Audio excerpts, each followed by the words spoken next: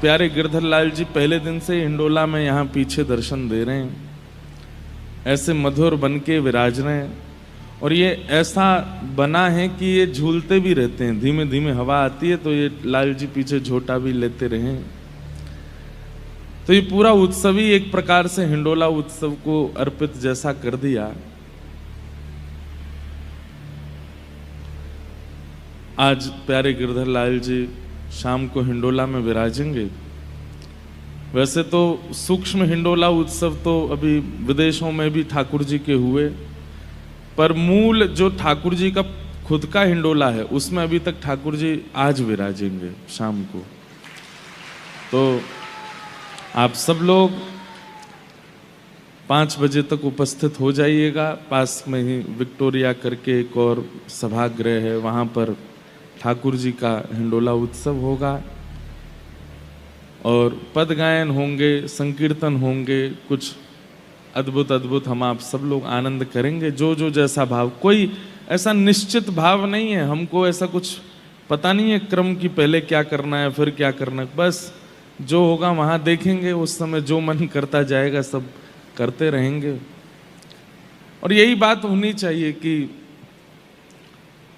Professional जब आप संबंधों में होते हैं तो वहाँ पर आप क्रम निश्चित करते हैं, पर जब प्रेम संबंध में होते हैं, भाव संबंध में होते हैं तो वहाँ निश्चित भी किया हुआ बिगड़ जाए तो ही समझो कि वो प्रेम संबंध है। निश्चित नहीं हो पाता, वहाँ क्रम बन नहीं पाता। तो आप सब लोग समय से पधारिएगा, खूब आनंद करेंगे और फिर वहीं से ही हम लाल जी को लेके प्रस्थान करेंगे आप सबको प्रणाम करके। और पुनः बहुत जल्दी दिल्ली में आना होगा, फिर से दिल्ली में कोई भाव, कोई रस भाव। श्रीमद् भागवत की कथा तो इस बार हुई, अगली बार प्रयास करेंगे कि कोई भक्त चरित्र, भक्तमाल या व्रजरस या जो भाव भी ठाकुर जी प्रकट करना चाहेंगे उस भाव पर थोड़ी चर्चा करने का प्रयास करेंगे। इस कथा के हमारे मुख्य आयोजक श्री राधा माधव प्रभु कल विराजे थे मंच पर, उन्हीं के ही नेतृत्व में ये सुंदर परिवार संपूर्ण कथा का क्रम करा रहे हैं। आज कथा का विश्राम दिवस है और हमारी हालत ऐसी है कि आज 24 घंटे हुए हमको, हम सोए नहीं। कल से सुबह से ही क्रमों में गए, फिर रात्रि के क्रमों में रहे। वृंदावन जाने का क्रम था पर माँ की आज्ञा नहीं थी इसलिए नहीं गए। फिर रात भर भी कुछ ना कुछ क्रम चलते रहे। फिर सुबह स्नान करके 6 बजे चांदनी चौक में श्री लाडली जी का मंदिर है, वहाँ गए, वहाँ श्री लाडली जी का दर्शन किया। जिन श्री कृष्ण की वेणु सब गोपियों को अपनी ओर आकृष्ट कर लेती है, कहते हैं कि वेणु के स्वर के आगे और कोई ऐसा वशीकरण पूरे ब्रज में नहीं था जो अपनी ओर आकृष्ट कर सके। सबसे बड़ा आकर्षण पूरे वृंदावन में केवल और केवल श्री ठाकुर जी की वंशी है। लेकिन सबको आकर्षित करने वाली ठाकुर जी की वंशी और ठाकुर जी को अपनी ओर आकर्षित करने वाली वंशी श्री किशोरी जी के पास है। जब किशोरी जी वंशी का नाद करती हैं तो ठाकुर जी भी आकृष्ट हो जाते हैं। ठाकुर जी की वंशी भी फिर कुछ स्वर प्रकट कर नहीं पाती। ऐसी प्रिया जी की वंशी वही श्री वंशी अली जी के रूप में आपके दिल्ली में प्रकट हुए। राधाष्टमी के दिन इतना उत्सव करते थे कि स्वर्ण की मुद्राएं उड़ाते थे, खूब धन धान्य। तो उनकी माता जी थोड़ी नाराज हो जाती थी। किशोरी जी ने कृपा करके उनको कहा कि हम तुम्हारे यहाँ हैं, तो वहीं से किशोरी जी विराजमान हुई। बहुत सुंदर दर्शन है। आज वहीं राधा रमण जी, राधा वल्लभ जी, जमुना जी और जो हमारा क्रम होता है हर साल का, वो सब हमने वहीं ध्यान कर लिया श्री जी के चरणों में। इतना आनंद, खूब उत्तान कीर्तन चल रहा था सुबह सुबह, वहां पर खूब सारे वैष्णव पहुंच गए थे। हम तो ज्यादा देर रुक ही नहीं पाए, लेकिन किशोरी जी ने बड़ी कृपा की, दर्शन हुए बड़े मधुर। फिर उसके बाद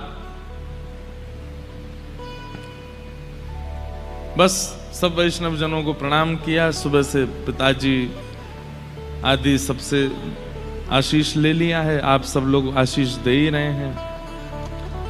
एक वंशी अली जी का पद गा देते हैं, जो यहां वो किशोरी जी को सुनाते थे।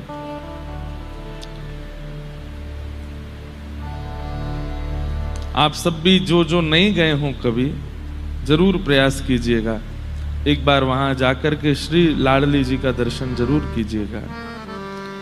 कहते हैं कि श्री वंशी अली जी एक बार अपनी माता जी से लड़ लिए, क्योंकि उनको अच्छा नहीं लगता था उनकी माता जी को कि इतना उत्सव क्यों मनाते हो, और उत्सव मनाओ अच्छा है, उत्सव में इतना धन धान्य क्यों लुटाते हो। तो श्री वंशी अली जी कहते थे कि श्री किशोरी जी का सब कुछ है, तो किशोरी जी के लिए ही व्यय होगा। और इस भाव से वे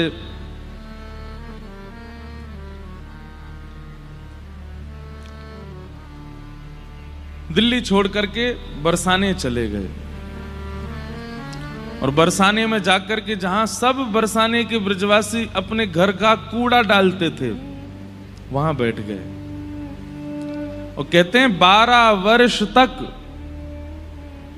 श्री जी के दर्शन करने ऊपर नहीं गए, 12 वर्ष तक बरसाने में रहे और कूड़े के ढेर में ही बैठे रहते थे, और वहीं से प्रतीक्षा करते थे, बोले श्री जी आप बुलाओगी तब आऊंगा मैं, नहीं तो नहीं आऊंगा। बंधुओं, हमारे प्राचीन आचार्यों के भाव सुनकर के कभी कभी हमें लगता है कि हम में तनिक भी कोई भाव है। नाटक करते हैं कोरा हम लोग, आप लोगों को ही नहीं सुना रहा हूं, मैं अपनी भी कह रहा हूं, हम लोगों को कुछ नहीं आता है। ऐसी ऐसी ऐसी स्थिति हमारी कभी बनी ठाकुर जी को प्राप्त करने की? कभी नहीं बनी। पहुंच गए बरसाने और बस प्रतीक्षा कर रहे हैं, हे लाडली जू, हे किशोरी जू, जब आप बुलाओगी तब आऊंगा दर्शन करवे। 12 साल तक नहीं गए। ब्रजवासी सब कहते बाबा तुम कहीं और बैठ जाया करो, हे वंशी अली जी कहीं और विराज जाया करो, यहां कूड़े में काहे को बैठो। तो कहते अरे मेरो कितना बड़ा सौभाग्य, दुनिया के बड़े बड़े वैष्णव तो ब्रज की रज लेवे के काजे दुनिया भर में घूमे, ब्रजमंडल में घूमे, मैं कितना सौभाग्यशाली, एक जगह ही बैठ जाऊं, यहीं ब्रजवासी अपनी रज भी दे जाएं, अपने मधुकरी भी दे जाएं, अपने कण भी सब यहीं दे जाएं, मुंह कहीं जानो ही ना पड़े। भैया ब्रज में दक्षिणा रुपया नहीं है, ब्रज में दक्षिणा मान सम्मान नहीं है। सम्मानम कलयाति घोर गरलम नीचपमानम सुधा। ब्रज की संपत्ति तो रज है, ब्रज की संपत्ति तो ब्रजवासियों के घर की मधुकरी है, ब्रज की संपत्ति तो ब्रजवासियों की गारी है। ब्रज में संपत्ति धन नहीं है, ऐश्वर्य नहीं है, मान प्रतिष्ठा नहीं है, यश नहीं है। ये ब्रज की कण माथे से लग जाए, समझो संपत्तिवान है गए। ब्रजवासी इनके घर की मधुकरी मिल जाए, समझो ऐश्वर्यवान है गए। और कोई ब्रजवासी ने गारी दे दे तो समझो कीर्तिवान है गए, सब मिल गो। ऐसी वंशी अली जी की भावना। थोड़ा गंभीर पद है, आप सब लोग गाना मेरे साथ।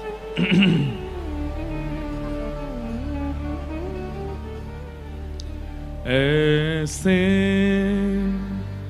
काल बिताओ निस दिन, ऐसे काल बिताओ निस।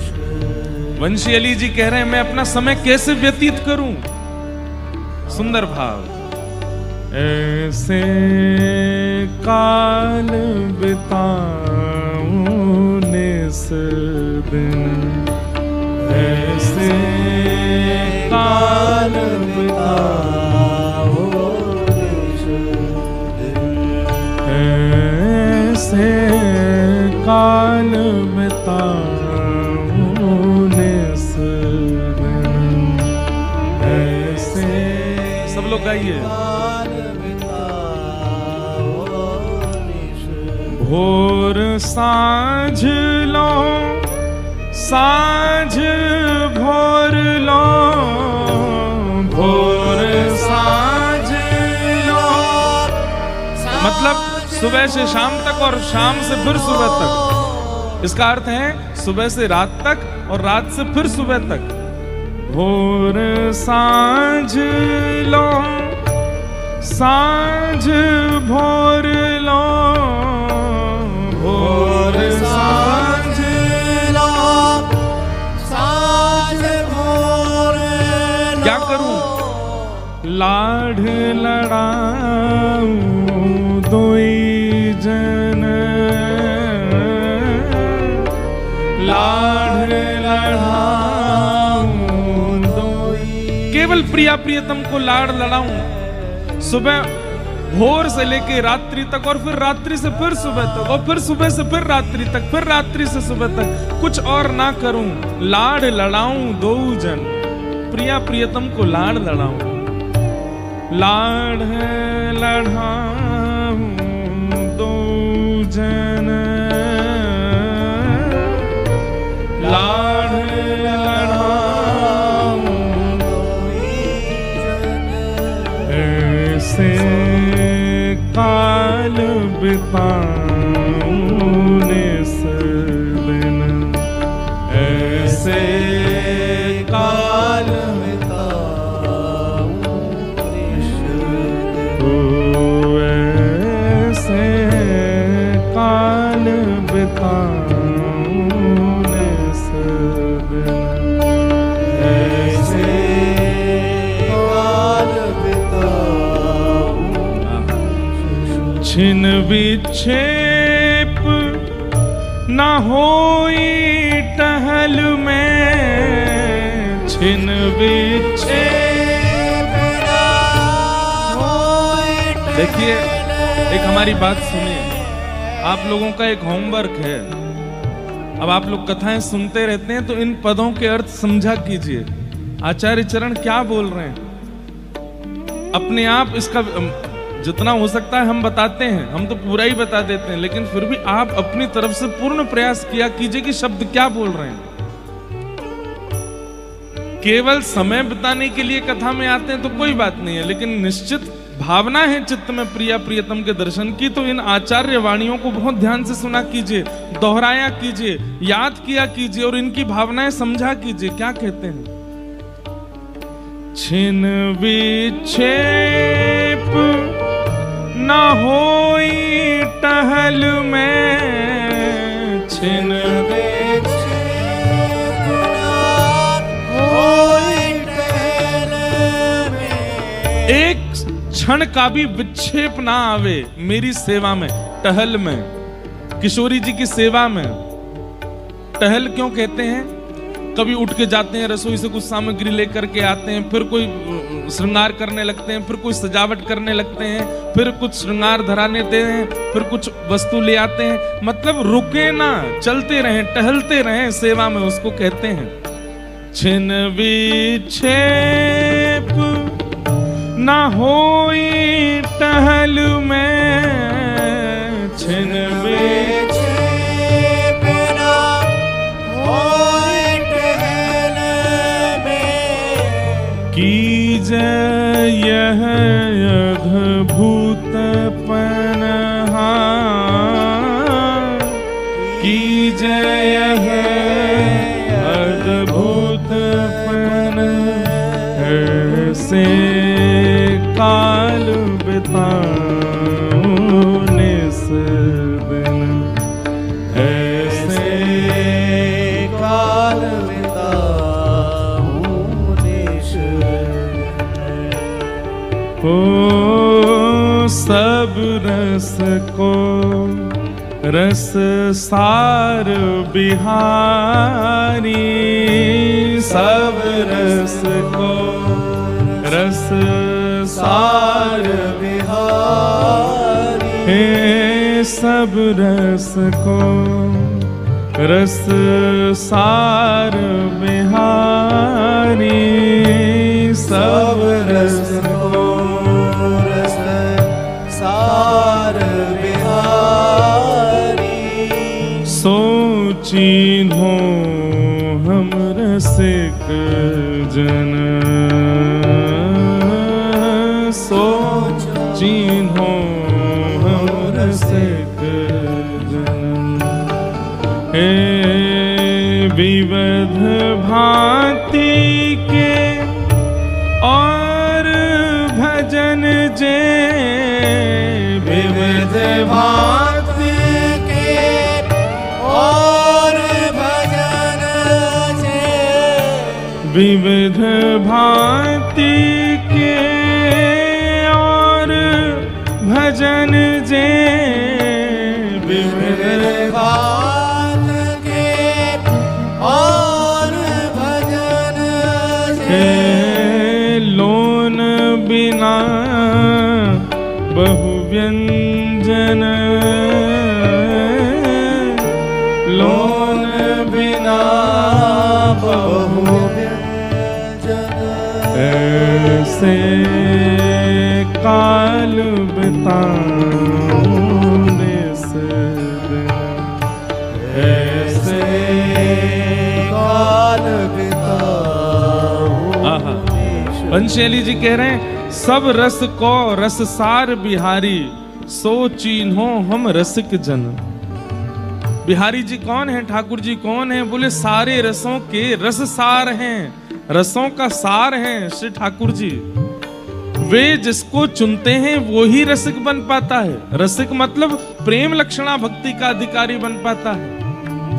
ज्ञान लक्षणा भक्ति होती है, वैराग्य लक्षणा भक्ति होती है, कामना लक्षणा भक्ति होती है, और सबसे सुंदर प्रेम लक्षणा भक्ति होती है। और जो प्रेम लक्षणा भक्ति में प्रवेश कर जाते हैं वही रसिक कहलाते हैं। और रसिकों को, ज्ञानी भक्त को, वैरागी भक्त को, आदि आदि भक्तों को, उनको कोई और चुन लेता होगा, पर प्रेम लक्षणा भक्ति पर चलने वाला तो ठाकुर जी के द्वारा ही चुना जाता है।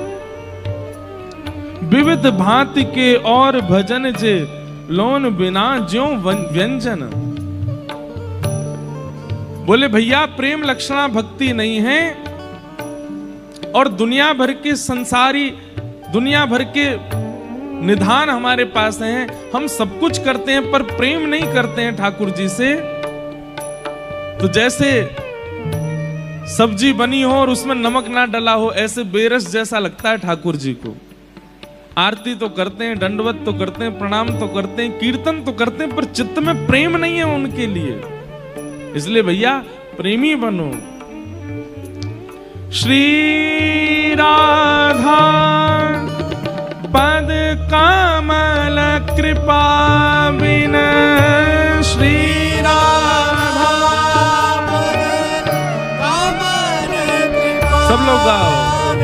श्री राधा पद कमल कृपा बिना, श्री राधा पद कमल कृपा,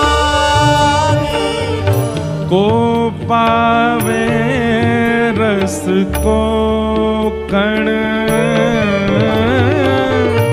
को पावे रस को कण, ऐसे काल बिताऊं निस दिन, ऐसे काल बिताऊं निस दिन,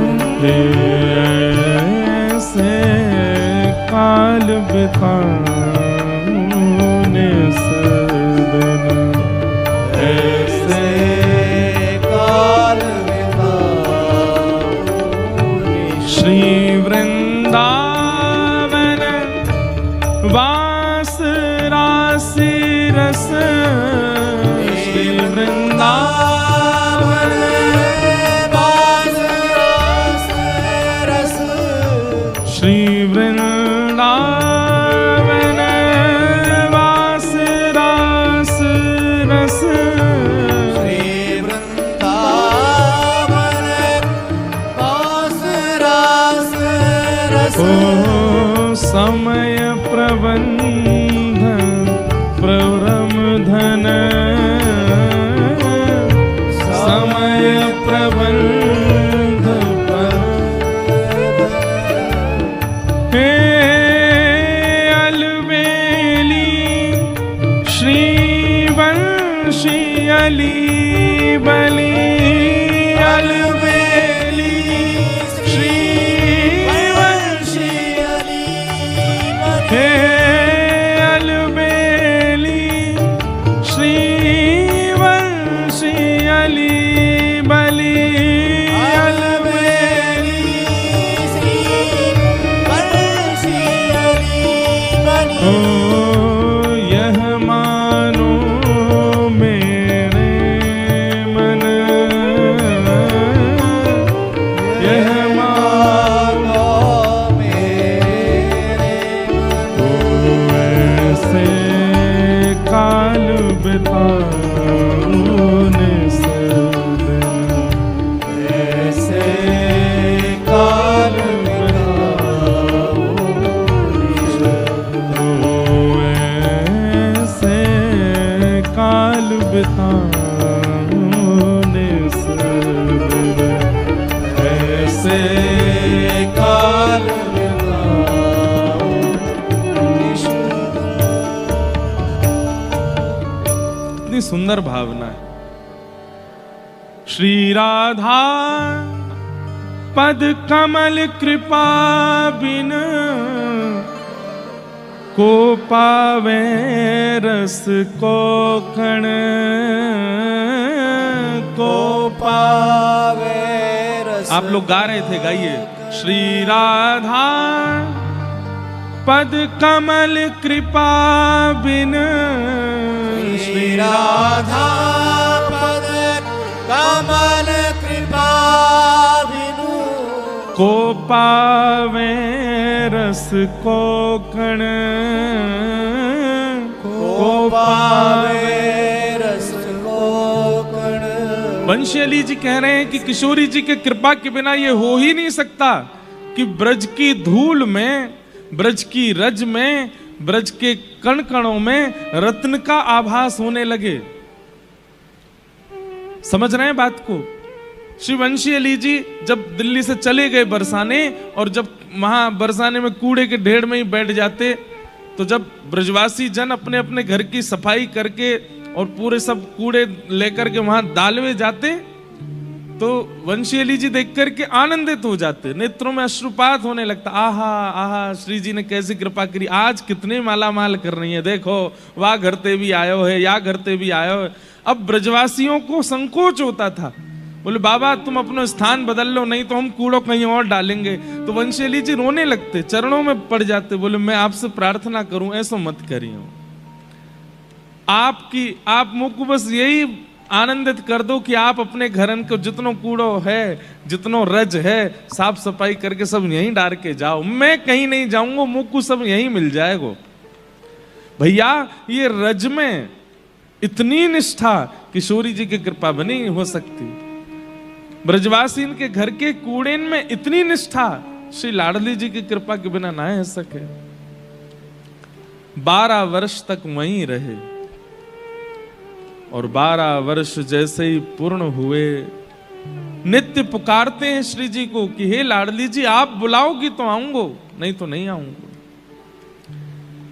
12 वर्ष बाद एक दिन भोर का समय है, और सुबह सुबह थोड़े थोड़े सूर्य उदय हुए, थोड़ा थोड़ा अंधेरा है, और तभी एक सुंदर मधुर स्वर ने कानों में आकर के कुछ कहा है, जिससे रोम रोम पुलकित हो गया। और क्या शब्द था? अरे वंशी तू मोते मिलवे ना आवेगी, मैं तेरी प्रतीक्षा कर रही हूं, तू मोते कब मिलेगी। ये स्वर सुनते ही सारा शरीर कंपायमान होने लगा, नेत्रों से अश्रुपात होने लगे, और जैसे ही ऊपर की ओर देखा तो अटारी पर श्री किशोरी जी खड़ी हैं और श्री वंशी अली जी को बुला रही हैं, आ जाओ।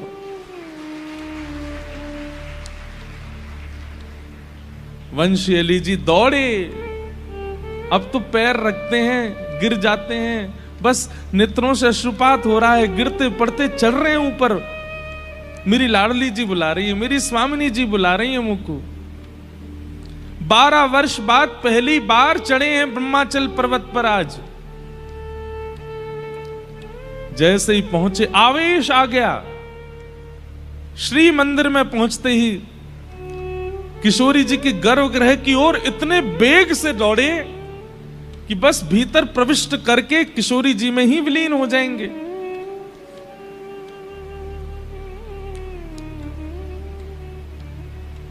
पुजारी जी के मन में आई कि कहीं पता नहीं ये भीतर चले जाएं, कोई जाके किशोरी जी का स्पर्श कर लें, ऐसा कुछ नहीं हो। उन्होंने रोकने का प्रयास किया। जैसे ही रोक करके नीचे फर्श पर गिरा दिया उनको। अरे इतने वेग से किशोरी जी के गर्भगृह में नहीं जा सकते, अपरस की सेवा है। लाडली जू लाडली जू लाडली जू कह करके रुदन करने लगे। और तभी वंशी अली जी के रूप में साक्षात एक वंशी अली, वंशी सखी प्रकट हो गई और पुजारी जी को अनुभव करा दिया कि अरे पुजारी जी ये कोई सामान्य नहीं है, ये मेरी सखी है, सहचरी है, या को आन दो। और किशोरी जी ने उनको स्वीकार किया। ऐसी श्री वंशी अली जी की लाडली जी दिल्ली में विराज रही है। उनके आज दर्शन करने के लिए गए।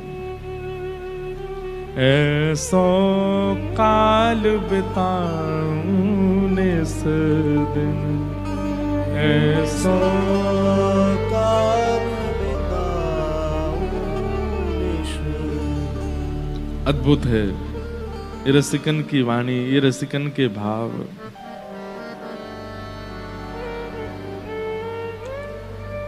एक और इनका पद है, पड़ी रहूं वृषभान के द्वारे जहां मेरी लाडली राधा, खेलत आवे सुख उपजावे प्राणन की ये साधा, पड़ी रहो वृषभान के द्वारे जहां मेरी लाडली राधा। कीरत कुल उजियारी प्यारी हिय की चैन अगाधा, ठौर नहीं वंशी अली हिय में और लगे सब बाधा, पड़ी रहूं वृषभान के द्वारे जहां मेरी लाडली राधा। ऐसे भाव प्रकट करते। तो वैसे तो हर साल का नियम होता, श्री राधा रमण जी के दर्शन करते, यमुना जी जाते, पर आज सब वृंदावन दिल्ली में ही प्रकट है गयो और यहीं दर्शन भये हैं, यहीं दर्शन है गए हैं। इसके लिए शायद ये जन्मदिन पर कथा होने का अभिप्राय इसलिए हुआ होगा कि वंशी अली जी की लाडली जी ने ही हमको बुलाया दिल्ली। और पहले दिन से ही मन था कि दिल्ली में कथा होगी, एक दिन तो जाएंगे दर्शन करने। क्योंकि मेरा भाव हो जाता है कि जिन रसिकों की एक बार वाणी हम कथा में सुना देते हैं तो फिर उनके दर्शन की इच्छा रहती है। तो पहले दिन भी बना, दूसरे दिन भी बना, तीसरे दिन भी बना, लेकिन 6 दिन निकल गए, कोई योजना बनी नहीं पाई। और आज सुबह आपको हम बिल्कुल सत्यता बता दें, 4:30 बज गए थे हमको। घर जहां रुके हैं वहीं बैठे बैठे इतने लोग आए, वहां इतना सब कुछ। अब मैंने कि भाई अब मैं कैसे जाऊं, क्योंकि 10 बजे से कथा करनी है और वैसे ही हम सोए नहीं हैं, लगभग 20 घंटे तो हो ही गए हैं। तो मन में भाव आया कि अब मैं कथा करके सीधे चला जाऊंगा या संध्या उत्सव से पहले होके आ जाऊंगा। अब भोर में मंगला करने नहीं जा रहे, एक बार को मन में आया और बस ये कहकर के सब लोगों से कहा सो जाओ। और जैसे ही हम अपने कमरा में गए, पता नहीं क्या ऐसी व्याकुलता चित्त में होने लगी और मानो जैसे कोई भीतर से स्वर प्रकट कर रहा हो, आना तो पड़ेगा, जाना तो पड़ेगा, आना तो है ही, अभी आना है। बस कमरा सबके बंद हैं। मैंने सबको फिर फोन लगा, मैं सुनो 10 मिनट ने कमर सीधी करके नहा धो के चलो सबरे। और महाराज जी आप तो बोले सो जाओ, मैंने कि अब नहीं सोना, चलो। और वहां पहुंचे, इतने वैष्णव वहां कीर्तन कर रहे थे, आनंदित हो रहे थे। लाडली जी मानो जैसे, अब क्या कहें, ऐसा लग रहा था मानो प्रतीक्षा कर रही थी कि आएगो तो वाकू आशीष दूंगी। खूब आशीष दिया, खूब सुख दिया।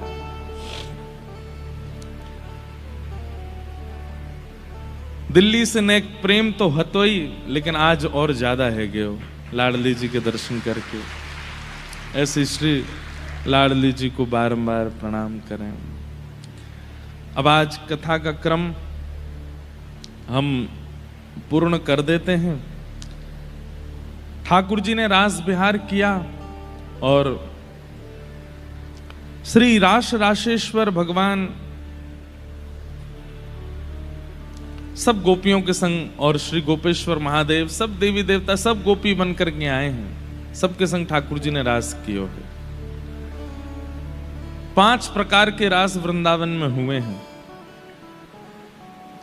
इस बार शरद पूर्णिमा पे 3 दिन का सत्र है गोवर्धन में, तो वहां इस बार 5 प्रकार के रासों का स्वरूप देखेंगे। रास विहार के पश्चात भगवान ने कई अनेक राक्षसों का वध किया। तत्पश्चात कंस ने अक्रूर जी महाराज को वृंदावन भेजा, जाओ मेरे शत्रु कृष्ण बलराम को लेकर के आओ। अक्रूर जी महाराज वृंदावन आए। वृंदावन आकर के कंस महाराज के द्वारा उपहार मिलना है, यह भाव नंद बाबा को बताया कि आपके बालकों को उपहार देने के लिए, आपके बालकों का सम्मान करने के लिए कंस ने इनको मथुरा बुलाया है। सब ब्रजवासी तो बिल्कुल मना करने लगे, हमारा लाला कहीं नहीं जाएगा, कोई सम्मान की आवश्यकता नहीं है। लेकिन ठाकुर जी ही मन पर पत्थर रख के बोलने लगे, सबके बालक जामे, सबके बालकन को सम्मान होवे, सबके बालकन की ख्याति होवे, पर मोये ना जान दोगे कहीं। तो सब ब्रजवासियों के हृदय को बड़ी पीड़ा होने लगी कि लाल जी का मन है तो फिर हम क्यों रोकें। ठाकुर जी बोले मैं परसों आ जाऊंगा, और परसों की बात कहकर के ठाकुर जी वृंदावन से निकल गए। बरसों बीत गए, ठाकुर जी नहीं आए। वास्तव में बंधुओं, ये भाव कहने में भी हमको बहुत संकोच होता है, पर वास्तविकता यह है कि वे परब्रह्म हैं। वे चाहें जितने रूप धारण कर सकते हैं, और वृंदावन रस ये बात सिद्ध करता है कि ठाकुर जी ने वृंदावन की सीमा पे पहुंचते ही 2 रूप धारण कर लिए। और कैसे 2 रूप? जिसमें ठाकुर जी का भगवत तत्व विराजमान है, जिसमें 6 प्रकार के भग विराजमान हैं, जो ऐश्वर्यवान हैं, जो शक्तिमान हैं, जो सर्वगुण संपन्न हैं, ऐसे ठाकुर जी तो मथुरा को चले गए और प्रेमी श्री कृष्ण वापस वृंदावन में ही विचरण करने लगे। वृंदावन के कण कण में, वृंदावन के वृक्ष में, वृंदावन की नदी में, वृंदावन के धरातल पे वो समाविष्ट हो गए। संपूर्ण वृंदावन श्री कृष्ण ही हो गए। कौन से कृष्ण? जो प्रेमी कृष्ण है, और जो ऐश्वर्यवान कृष्ण है, जो संपत्तिवान कृष्ण है, जो पौरुषवान कृष्ण हैं, जिनके शंख चक्र गदा पद्म आदि हैं, जो प्रभाव से युक्त हैं, वो मथुरा की यात्रा पर जा रहे हैं। पर इस भेद को कोई समझ नहीं पाया। हमारे ब्रज में कहते हैं, विपिन राज सीमा से बाहर हरिहु को नाहि निहार, रेमन वृंदा विपिन बिहार। यद्यपि मिले कोटि चिंतामणि तदपि न हाथ पसार। ठाकुर जी कभी ब्रज के पड़ाव से बाहर नहीं जाते, वो सदा ब्रज में रहते हैं, सदा वृंदावन में रहते हैं। इसलिए ऐश्वर्यवान श्री कृष्ण, प्रभावशाली श्री कृष्ण, उनकी कथा सब जगह हो जाती है, पर वृंदावन में तो वो ऐश्वर्य अपना प्रकट कर ही नहीं पाते, वो प्रेम में ही रहते हैं। इतने राक्षस आए वृंदावन, लेकिन ठाकुर जी ने सुदर्शन को नहीं बुलाया। इतने राक्षस आए वृंदावन में, ठाकुर जी ने गदा नहीं उठाई। इतने राक्षस आए वृंदावन में, पर ठाकुर जी विराट नहीं हुए। ठाकुर जी अपने अपने बाल स्वरूप में ही रहते हैं, हंसते खिलखिलाते। वंशी सब जगह संग रही है। क्यों? क्योंकि वहां ठाकुर जी प्रभाव प्रकट नहीं करना चाहते, वहां प्रेमी श्री कृष्ण। जिनकी भ्रगुटी टेढ़ी करने से ब्रह्मांड में भूचाल आ जाता है, जिनकी बोली सुनकर के संपूर्ण ब्रह्मांड नतमस्तक हो जाता है। वही श्री कृष्ण वृंदावन में तेरो मुख नीको की मेरो श्यामा प्यारी, तेरो मुख नीको की मेरो श्यामा प्यारी। दर्पण हाथ लिए नंद नंदन, दर्पण हाथ लिए नंदनंदन। साच कहो वृषभानु दुलारी, साच कहो वृषभानु जय हो। दुलारी। हनुमान जी आए भैया, खूब खूब आनंद।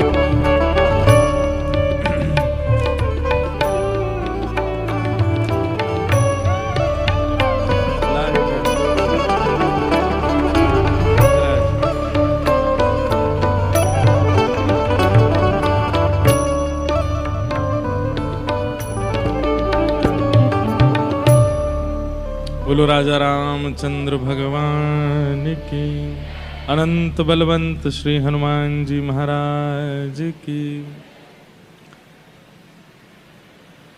भक्ताग्रगण्य श्री हनुमान जी महाराज के सुंदर भावों से पूरे विश्व को पवित्र कर रहे अपनी वाणी के द्वारा ऐसे हमारे श्री रसराज जी महाराज पधारे हैं। बहुत बहुत अभिनंदन, बहुत बहुत स्वागत, बहुत बहुत वंदन।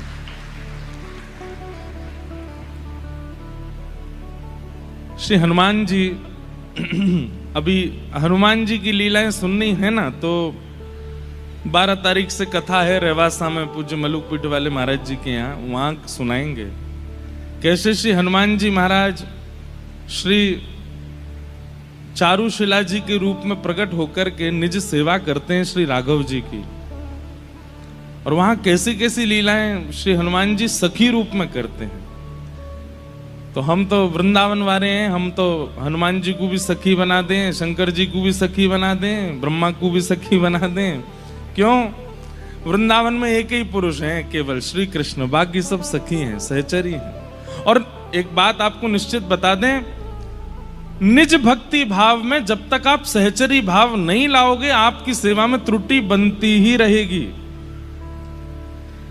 आप किसी के घर जाइए, जिस घर में केवल पुरुष ही पुरुष हों, कोई माताएं बहनें ना हों, वहां भोजन करने जाओ। हो भी सकता है कि अगर पेट भर के भोजन कर आए तो आपको रोग भी लग सकता है। या तो मिर्च ज्यादा पड़ गई होगी, नींबू ज्यादा हो गया होगा, या घी भी उल्टा सीधा पड़ गया होगा, दाल कच्ची रह गई होगी, रोटी में कुछ ना कुछ गड़बड़ पड़ गया होगा। लेकिन जिन घरों में माताएं हैं, बहनें हैं, वहां कभी प्रसाद पाने जाओगे तो ये बात निश्चित है, स्वस्थ ही रहने वाले हो, किसी प्रकार की कोई दिक्कत होगी नहीं। क्यों? क्योंकि आतिथ्य सेवा इसका गुण माताओं में ही है, भाइयों में नहीं है। इसलिए हमारी वृंदावन की रसरीति में सेवा प्रणाली को स्वीकार करने के लिए सहचरी भाव आना आवश्यक है। या तो यशोदा मैया के भाव से करो, या फिर गोपीन के भाव से करो, मंजरीन के भाव से करो, सहचरीन के भाव से करो। हमारे रामानुज संप्रदाय में भी जो आलविंदार स्तोत्र है एवं हमारे जो आलवार हैं, उन आलवारों में कई आलवार सहचरी भाव से श्रीमन नारायण जी की सेवा करते हैं।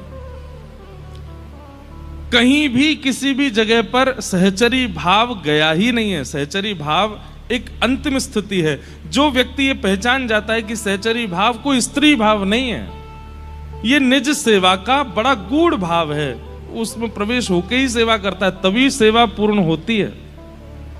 आप पुरुष बन करके ठाकुर जी की सेवा करोगे ना तो आपसे गलती होगी होगी। आप ठाकुर जी के हाथ भी दबाए दोगे, आप ठाकुर जी को मुख भी टेढ़ो कर दोगे, वस्त्र भी कुछ ना कुछ उल्टे, लेकिन आप जैसे ही भाव रखोगे कि हम एक सहचरी हैं, ठाकुर जी की एक सखी हैं, ये निजी भाव है। सबके सामने प्रकट नहीं करना, कि माता पिता को बता दें कि हम सहचरी हैं। माता पिता कहेंगे तेरो कथा में जानो बंद करामे हम। महाराज जी जैसे तैसे पुरुष भयो हमारो लाला, तुम भाई सहचरी बना रहे हो। तो संसार नहीं समझेगा इस भाव को, और ये ना किसी को बताना है।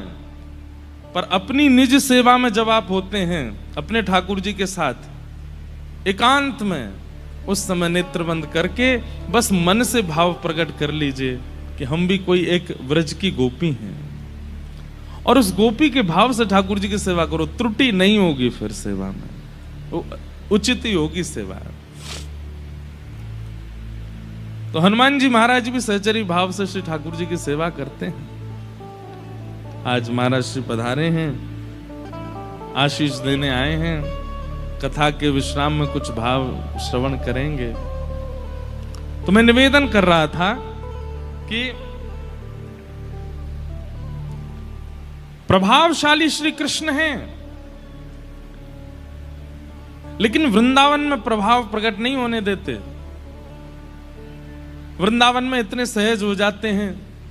दर्पण हाथ लिए नंद नंदन, दर्पण हाथ लिए नंद नंदन। आज दर्पण लेके आए हैं और किशोरी जी शिला पे बैठी हैं और उनके बगल में बैठ के किशोरी जी को दिखाते हुए कह रहे हैं, तेरो मुखनी को की मेरो श्यामा प्यारी, तेरो मुखनी हे किशोरी जी बताइए उन्हें कौन ज्यादा सुंदर है, आप ज्यादा सुंदर हो कि मैं ज्यादा सुंदर हूं? बताओ। ये प्रभावशाली व्यक्ति नहीं कर सकता, ये स्वभावशाली व्यक्ति ही कर सकता है। किशोरी जी कह रही अच्छा हमसे कहो तुम ही क्यों ना देखो, हमसे कहो तुम ही क्यों ना देखो, क्या हम गोरी तुम श्याम बिहारी, हम गोरी तुम श्याम बिहारी। हमसे क्या पूछ रहे हो? खुद ही देख लो, हम गोरी गोरी दिख रही हैं और आप श्याम श्याम दिख रहे हो। इतना भी कह देती किशोरी जी तो चल रहा था। अभी तक भी ठाकुर जी को थोड़ा तो बुरा लगा कि भाई ठीक है, ये रंग पे क्यों बात कर रही हैं। जरूरी थोड़ी है कि कारे लोग सुंदर नहीं होते हैं, ये रंग पे क्यों आ जाती है बात कि हम गोरी हैं तुम श्याम हो। इतना ही कह रही थी किशोरी जी तो ठीक था, लेकिन अगली पंक्ति में क्या कहती हैं? सुनो सुनो सुनो श्याम सुंदर ने दिखाइयो दर्पण। ठाकुर जी दिखाने लगे, ठाकुर जी को लगे अब अच्छो बोलेंगी कछु, अब इनको दिखाऊंगा मैं, अब मेरी बेसर दिख गई होगी, अब मेरे कुंडल दिख गए होंगे, अब अच्छो बोलेंगी। नहीं दिखाइयो दर्पण, देखो श्याम सुंदर ऐसा लग रहा हो। बोले कैसा? मेरो मुख जैसे चंद उजियारो, मेरो मुख जैसे चंद उजियारो, और तुमरो मुख जैसे रैन अंधियारी, तुमरो मुख जैसे रैन अंधियारी। मेरो मुख तो ऐसा लग रहा है जैसे पूर्णिमा को चंद्रमा, और तुम्हारा मुख ऐसा लगे अमावस्या की रात। ठाकुर जी बोले श्री जी मतलब ठीक है हम स्वरूप तेने कार्य हैं, या को मतलब ये थोड़ी है कि आप ऐसे बोलोगे। अरे ठीक है आपने एक बार बोल तो दी कि आप गोरी हम श्याम, या को मतलब ये थोड़ी अब तुम उपमा दे रही हो खुद को पूर्णिमा की और हमको अमावस्या की, हमको अंधेरी रात की। ठाकुर जी मान करके बैठ गए, रूठ गए और रूठते रूठते बोल और गए, बोले सुनो ज्यादा इतराओ मत कि तुम चंद्रमा हो, चंद्रमा भी तभी दिखे जब अंधेरो होवे, अगर अंधेरो ना होगा तो चंद्रमा ना दिखेगो। ठाकुर जी रूठ के बैठ गए, मुझसे बात मत करो, अब तुम चंद्रमा हो ना, डोलती रहो तारे इनके संग, मैं ना हारो। अब किशोरी जी मना रही हैं, अरे श्याम सुंदर ना, मुझसे बात मत करो, चली जाओ यहां से। किशोरी जी नेक शिला से नीचे उतर के मानो ठाकुर जी के घुटने पे हाथ रख के कभी चरण पकड़ रही हैं, कभी ऐसे कर रही हैं और कह रही हैं, नेक मेरी बात तो सुनो, तेरो नयन में मोटो मोटो कजरा, तेरो नयन में मोटो मोटो कजरा। अरे देखो तो यशोदा मैया भी या कारे करूटे को काजर और लगा के भेजे। एक तो श्याम सुंदर, एक तो कारे, ऊपर से यशोदा मैया काजल और लगा के भेजे। लेकिन श्याम सुंदर ने मेरी ओर देखियो। ठाकुर जी बोले कहा देखूं, तुम्हें मेरे नेत्रन में काजल दिखाई दे रहा है? ठाकुर जी बोले हाँ दिख तो रहा है। अच्छा एक बार स्पर्श करके देखो काजल है? ठाकुर जी ने स्पर्श करके देखो तो काजल नहीं है, लेकिन काजल दिख रहा है। ठाकुर जी बोले ये कैसे है सके, आपके काजल हाथ में ना आ रहा और आंखन में दिखाई दे रहा है। तब किशोरी जी क्या कह रही हैं, क्योंकि हमारे नेत्रन में काजल की आवश्यकता ना है, ये श्याम सुंदर बैठो है ना नेत्रन में, ये काजल बैठो है ना नेत्रन में, फिर क्या आवश्यकता। हमरे नयन में तुम बनवारी, हमरे नयन में तुम बनवारी, तुम तो नख पे गिरी वर धारो, तुम तो नख पे गिरी वर धारो। हे श्याम सुंदर आपने तो अपने नख पे गिरिराज जी उठाए। बोले हाँ, लेकिन आपसे ज्यादा बलशाली हम हैं। बोले क्यों? क्योंकि हम उर्धार रहे गिरधारी, हम उर्धार रहे भैया। ये संसार के जितने प्रेमी जन है ना, इनसे मेरी प्रार्थना है कभी देखो प्रिया प्रियतम के प्रेम भाव देखो, प्रेम शब्द कभी ऐसे प्रेमी के चित्त में बात ही नहीं आ सकती, हम लोगों के चित्त में ऐसे भाव ही नहीं आ सकते जैसे श्री जी के भाव है। आपने तो केवल गिरिराज जी उठाए, पर गिरिराज जी सहित गिरधारी हमने अपने चित्त में धारण कर रखो है। आपसे ज्यादा बलवान हम हैं। हम उर्धार रहे गिरधारी, हम उर्धार रहे गिरधारी। ये बस अब देखो ठाकुर जी पे गुस्सा करवो ना आवे। कभी कभी मेरा मन करे कि हे श्यामाजू ऐसी कृपा करियो कि अगली बार जब ठाकुर जी प्रकट हो, हम सखा बन के आमे लाला के, और फिर ठाकुर जी सिखाएंगे गुस्सा कैसे किया जाए, क्रोध कैसे किया जाए, लेकिन सीखो। दो बात कर दें चिकनी चुपड़ी श्री जी ने, सोई तो मान भूल गए अपनों। अरे मेरी श्यामाजू मैं तो ऐसे ही कह रहे हो, अरे नाय आपको मुक्तो चंद्रमा सोई है, मैं तो अमावस्या सोई ठीक हूं, आप तो चंद्रमा सी हो। रीझ गए, बस दो बातन में ही रीझ गए। पहली बात कहा कही, हमरे नयन में तुम बनवारी, और हम उर्धार रहे गिरधारी। बस ये दो बातन में ही ठाकुर जी तो रीझ गए, मान सब भूल गए अपनों। सूरदास या छवि की शोभा, सूरदास या छवि की शोभा, इन नैनन सो टरत नटारी, इन नैनन सो टरत नटारी। तेरो मुखनी को की मेरो श्यामा प्यारी, तेरो मुखनी को की मेरो श्यामा प्यारी। अद्भुत।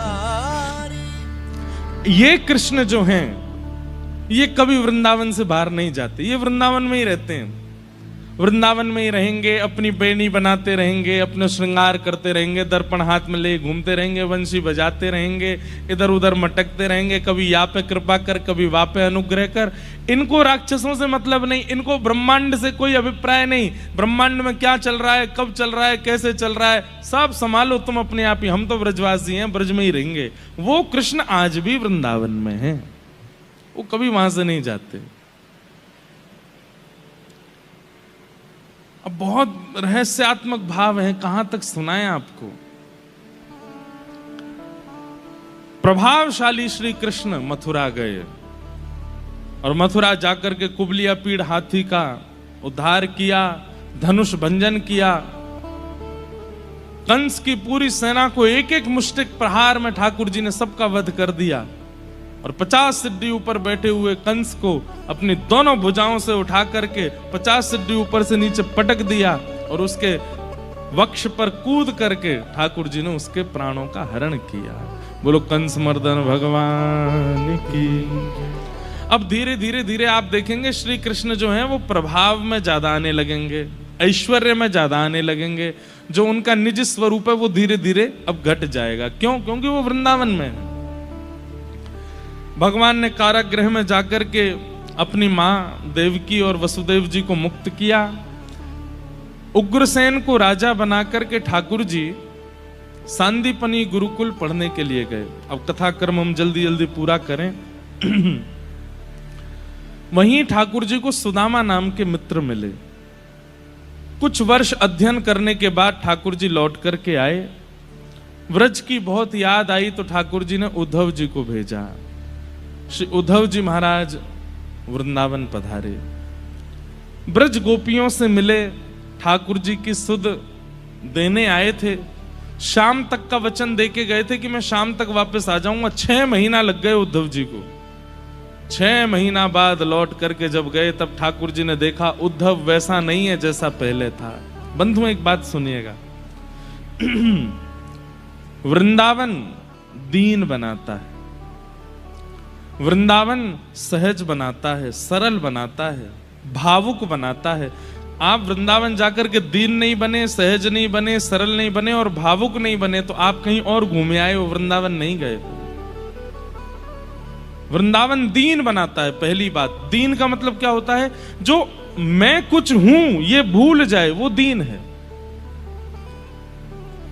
मैं वक्ता हूं, मैं महाराज जी हूं, मैं ऐसा हूं, मैं वैसा हूं, मैं इतनी संपत्तिवान हूं, मैं इतना ये सब ऐश्वर्य लिया है, मेरे इतने फॉलोअर्स हैं, या मैंने इतने अवार्ड कमाए, मैंने इतना धन कमाया, ये सब अगर नहीं भूले वृंदावन जाके तो आप वृंदावन नहीं गए हो।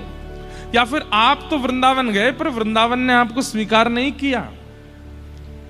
वृंदावन दीन बनाता है। पहली बात, मुझे एक नाम बता दीजिए रसिकों में जो वृंदावन गए हो और अपना स्वरूप ना भूल गए हो। रसखान वृंदावन जाके अपना नाम भूल गए।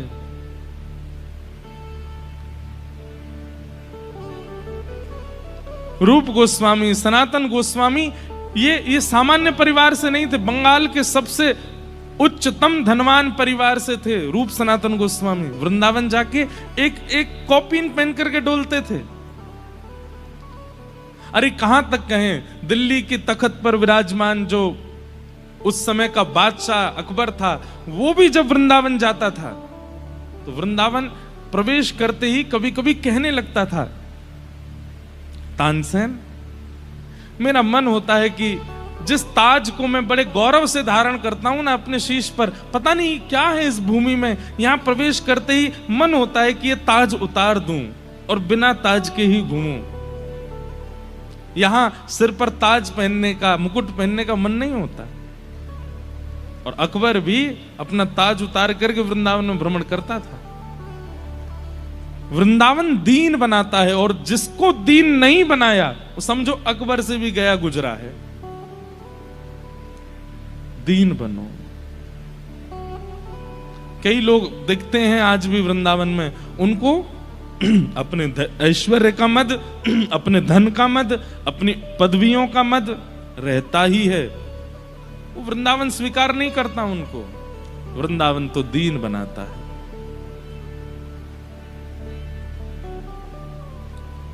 वृंदावन जाने वाले की स्थिति क्या होती है? भोर होत महलन में थारे, सेवा के निस जाऊं।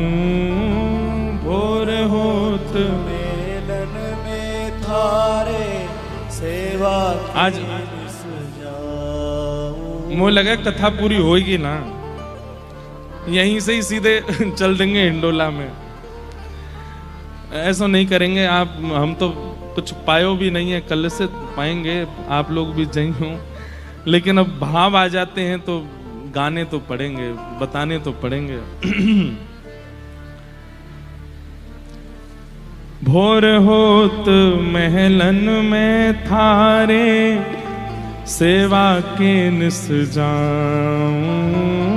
भोर होत महलन में थारे, सेवा के निस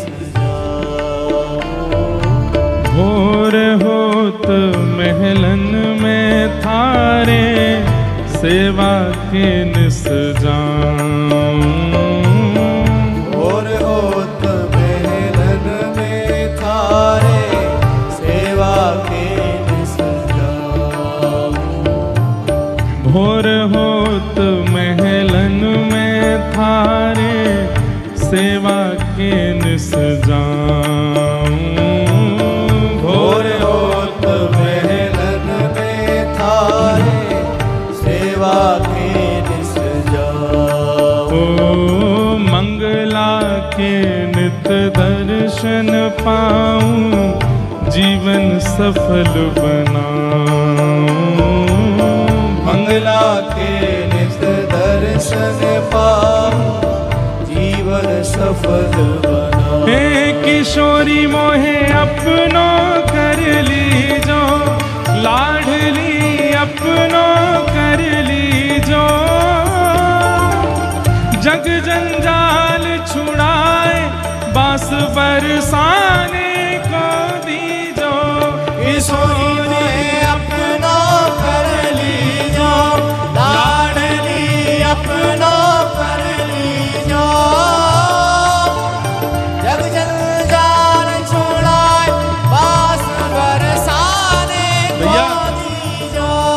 वृंदावन के अलावा और कहीं जायो जाए तो यूं मांगो जाए कि हमारो दिल्ली में घर बन जाए, इतनी संपत्ति है जाए, हमारी जॉब लग जाए, इतना पैसा मिल जाए। लेकिन वृंदावन में तो यही मांगो जाए, जग जंजाल छुड़ाए, बास बरसाने को दीजो। किशोरी मोहे अपनो कर लीजो, किशोरी मोहे अपनो कर लीजो। जग जंजाल छुड़ाए, बास बरसाने को दीजो। ओ पड़ी रहूं मैं द्वार तिहारे, रसिकन दर्शन पाऊं। पड़ी रहूं मैं द्वार तिहारे, रसिकन दर्शन पाऊं। सब लोग गाओ। पड़ी रहूं मैं द्वार तिहारे, रसिकन दर्शन पाऊं। पड़ी रहूं मैं द्वार तिहारे, रसिकन दर्शन पाऊं। भगतन की रज धूल मिले तो अपने शीश चढ़ाऊं। भगतन की रज धूल मिले तो अपने शीश चढ़ाऊं। ओ भगतन की पग धूल मिले तो अपने शीश चढ़ाऊं। भगतन की पग धूल मिले तो गाइए भाव अपने से। शीश चढ़ाऊं। हे किशोरी मोहे द्वारे रख लीजो, लाडली द्वारे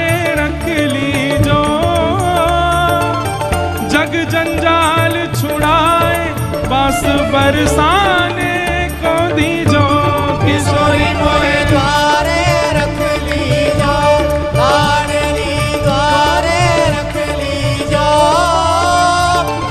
जग जंजाल छुड़ाए बास बरसाने को दीजो। हे किशोरी मोहे अपनो कर लीजो, लाडली अपनो कर लीजो। जग जंजाल छुड़ाए बास वृंदावन को दीजो। किशोरी मोहे द्वारे रख लीजो, किशोरी मोहे द्वारे रख लीजो। जग जंजाल छुड़ाए बास बोलो विश्वभानु दुलारी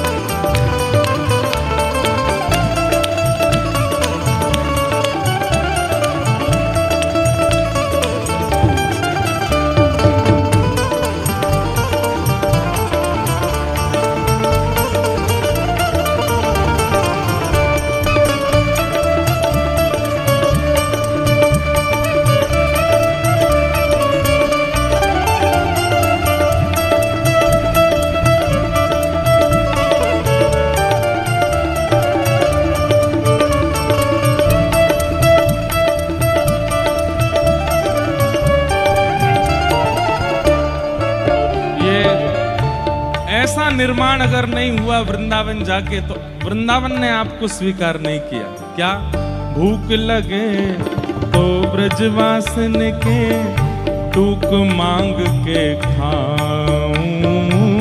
भूख लगे तो ब्रजवासन के टूक मांग के खाऊं।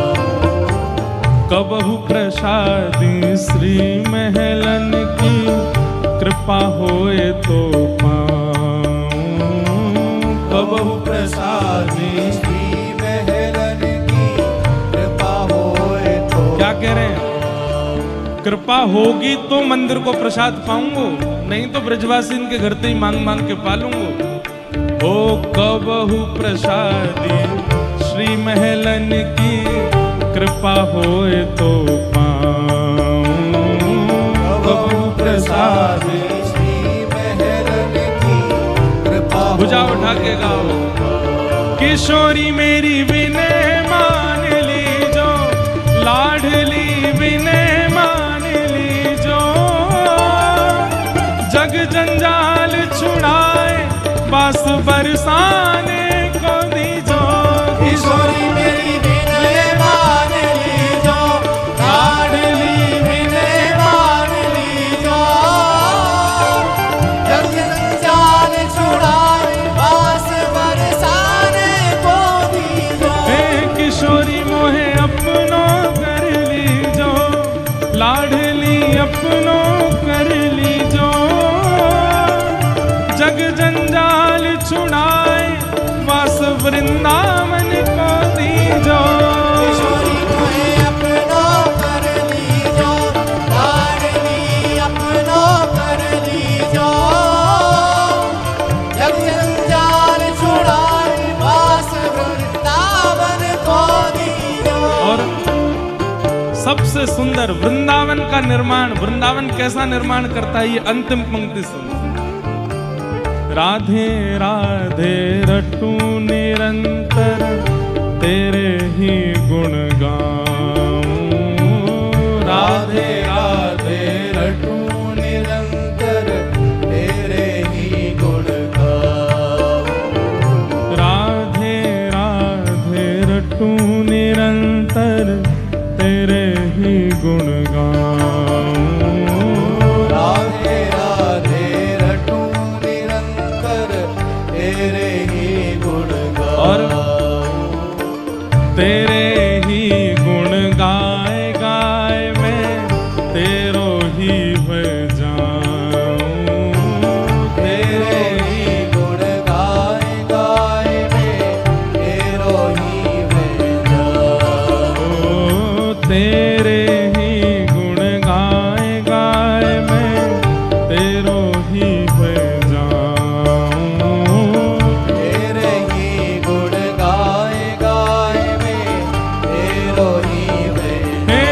किशोरी मोहे सेवा में लीजो, लाडली सेवा में लीजो,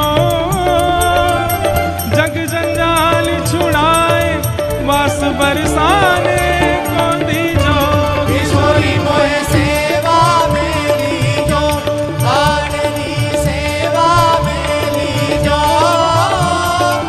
जग जंजाल छुड़ाए वास बरसाने को दीजो। किशोरी मोहे अपनो कर लीजो, लाडली अपनो कर लीजो, जग जंजाल छुड़ाए वास बरसाने को दीजो। किशोरी मोहे अपनो कर लीजो, लाडली अपनो कर लीजो, जग जंजाल छुड़ाए वास बरसाने को दीजो।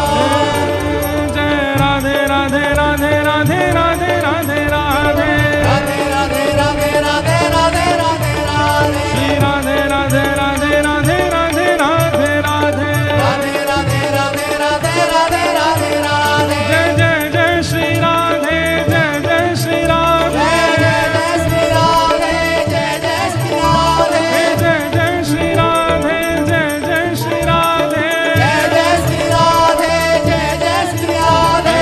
राधे राधे राधे राधे राधे राधे राधे राधे राधे राधे राधे राधे राधे राधे। राधे राधे राधे राधे राधे राधे राधे राधे राधे राधे राधे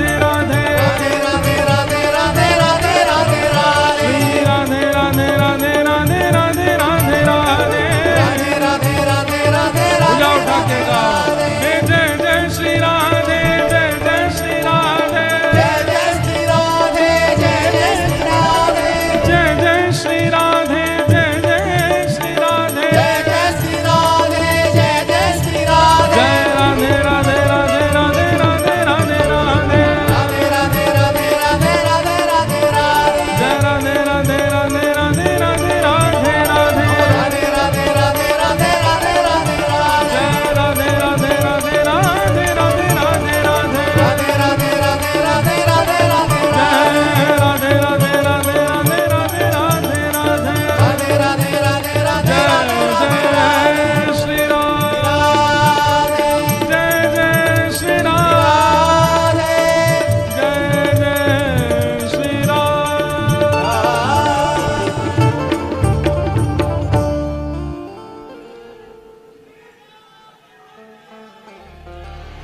राधे राधे रटू निरंतर तेरे ही गुण गाऊं। राधे राधे रटू निरंतर तेरे ही गुण गाऊं। तेरे ही गुण गाए गाए मैं तेरो ही हुए जाऊं। तेरे ही गुण गाए गाए में तेरो ही भेजा। हे किशोरी मोहे अपनो कर लीजो, लाडली अपनो कर लीजो, जग जंजाल छुड़ाए वास वृंदावन को दीजो। किशोरी मोहे अपना कर लीजो, लाडली अपना कर लीजो, जग जंजाल छुड़ाए वास बरसाने को दीजो। भ्रातः तिष्ठ टले टले विटपिनां ग्रामेषु भिक्षामटः, स्वच्छन्दं पिबयामुनं जलमलं चीराणि कण्ठां कुरु, सम्मानं कलयाति घोरगरलं नीचपुमानं क्षुधा। श्रीराधा मुरलीरवो व्रज सखे वृंदावनम अत्यज। वृंदावन दीन बनाता है, और जो वृंदावन जाके भी दीन नहीं हो रहा है, सोच लो वो कितना प्रपंची होगा जो वृंदावन आके भी दीन नहीं हो पा रहा है। वृंदावन सरल बनाता है, वृंदावन सहज बनाता है, वृंदावन दीन बनाता है, और वृंदावन भावुक बनाता है। अरे कोई नाम कह दे वृंदावन तो नेत्रों से अश्रु आने लगे, स्मृति आने लगे श्री राधा रमन लाल जी की, श्री राधा वल्लभ जी की, श्री बिहारी जी की, श्री यमुना जी की। समझो वृंदावन ने स्वीकार किया।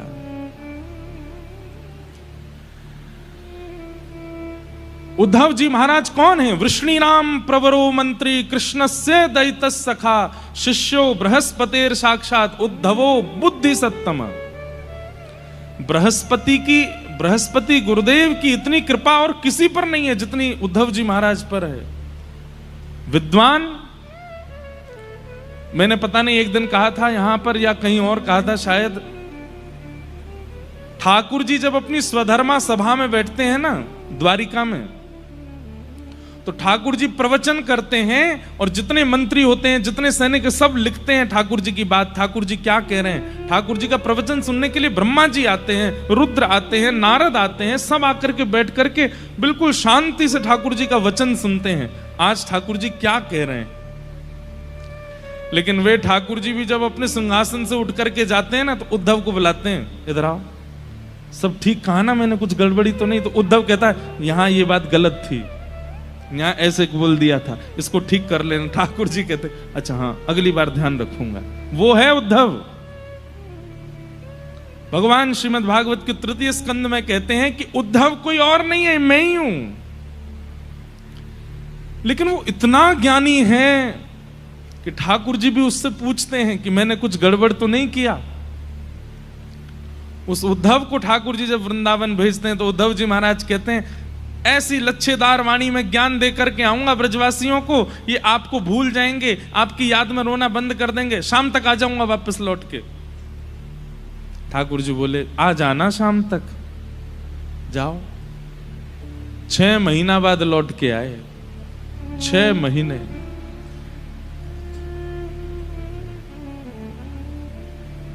ठाकुर जी कितना याद करते हैं व्रज को, उद्धव को समझा रहे हैं। अब देखो एक मेरी बात सुनिएगा, भगवान ने अपना प्रेम बताया उद्धव को कि मेरा व्रज के प्रति प्रेम कैसा है, पर उद्धव के हृदय पर कोई असर नहीं पड़ा।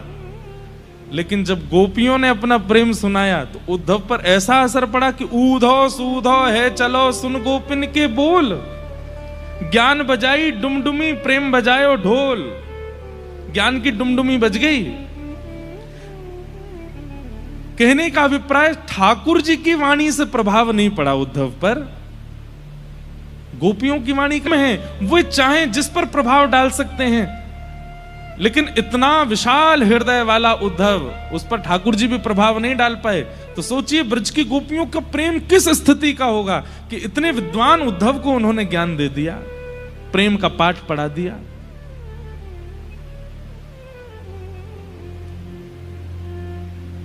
उद्धव मेरी मैया से जा कहियो, उद्धव मेरी मैया से जा कहियो, तेरो लाला दुख पावे, मेरी मैया से जा कहियो,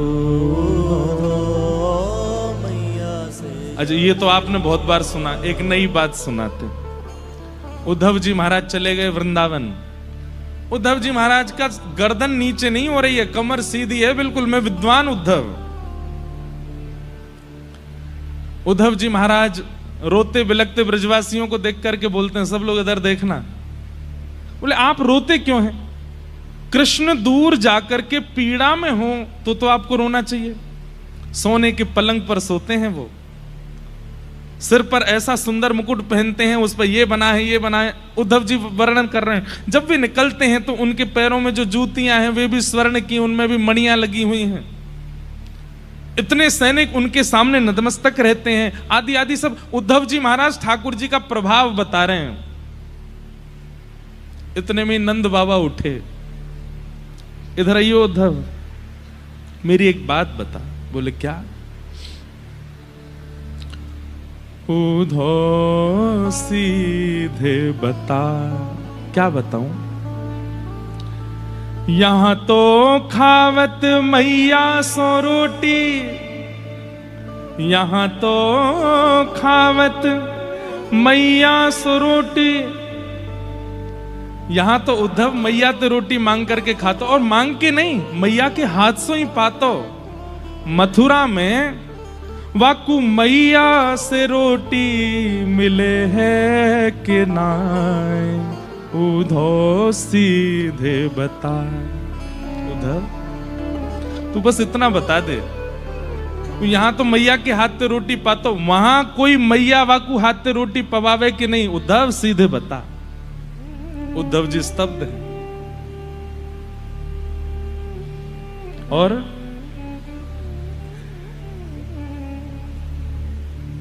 यहां तो सो तो बाबा की गोदी, यहां तो सो तो बाबा की गोदी, बाकू बाबा की गोदी मिले हैं कि ना, उधो सीधे बता।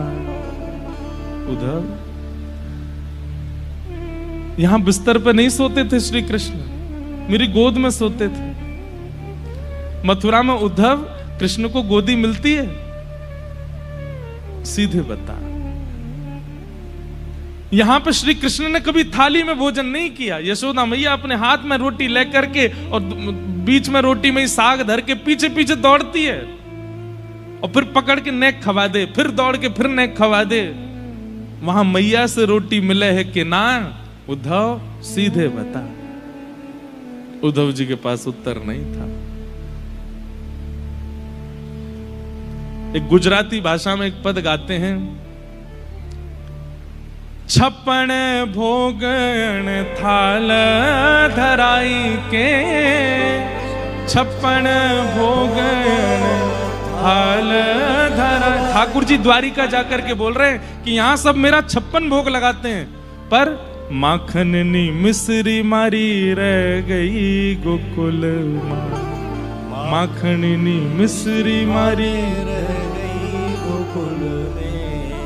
नंद लाला ने माता यशोदा जी सांभरे, ममता नी मूर्ति मारी रह गई गोकुल माँ, ममता नी मूर्ति मारी रह गई गोकुल में। भैया प्रेम जब व्यक्ति के चित्त में आता है ना, तो उसको आप बहुव्यंजन और प्रभाव दे दीजिए, उसको वो स्वीकार नहीं है।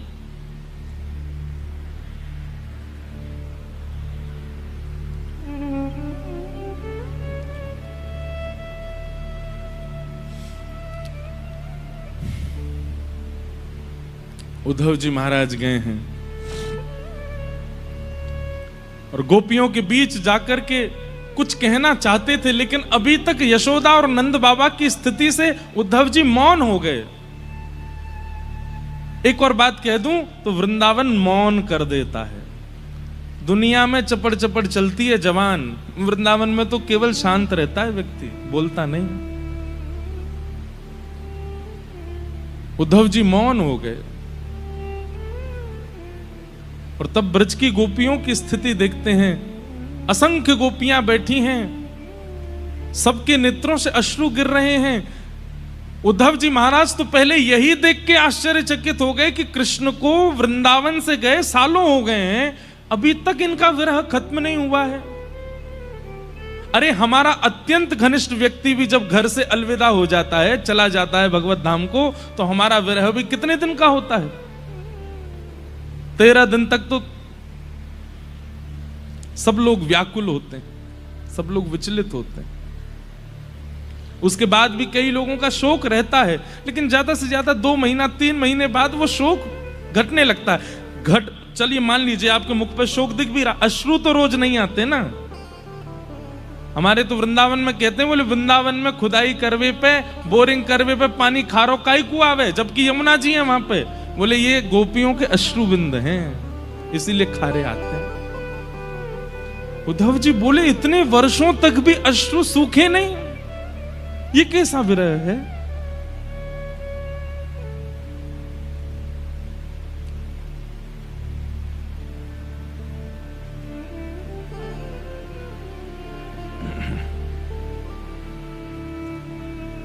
हे उद्धव